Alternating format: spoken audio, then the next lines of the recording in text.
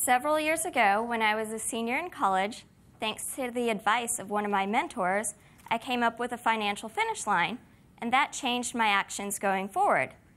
Today, I'm here to advocate for y'all to have your own financial finish line because it might change your behaviors and even the future. So the first question you probably have is, what the heck is a financial finish line? There's no universal definition, so I'll lend you my layman's version. To me, a financial finish line is an honest-to-God number on the amount of wealth you would like to accumulate to consider your life a success.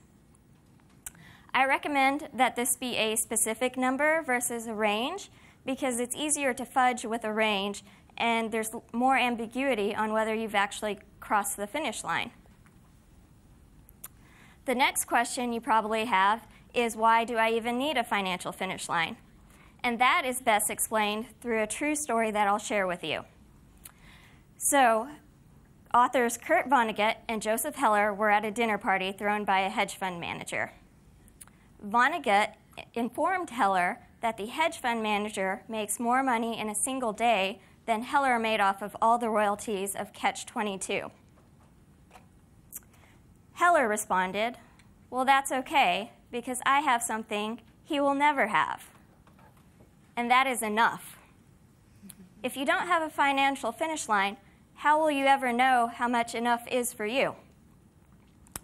The social sciences have given us a lot of research over the years into the relationship between wealth and happiness. Here's one such study that was done in my home country. Over 5 decades, we can see that GDP per capita, which is a proxy for income, trended up, while the percentage of people who considered themselves very happy went nowhere. So we can look at this and say, well, money can't buy you happiness, but that seems too simplistic. Here's another study which I think approximates the truth better. So all over the world, we can see a strong direct relationship between wealth and happiness up until a certain threshold where the effect diminishes. This is data at a macro level, but if we think about it on a personal level, we can understand that once we reach a certain threshold, what worked to make us happy in the past may not work for us going forward. So this brings me to the second benefit of having a financial finish line. It allows you to acknowledge the role of material wealth and success in your career, in your life, but also forces you to think of other things to include in a more holistic definition of happiness.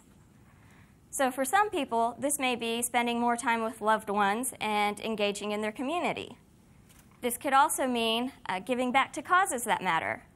For others, it could mean pursuing a childhood dream that they never had the courage for.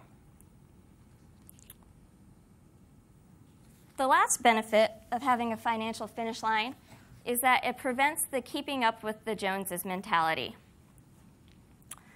Business Week did an interesting survey a few years ago where they asked people which would they prefer, having a $20,000 bonus knowing it was the smallest in their group, or a $10,000 bonus knowing it was the largest in the group.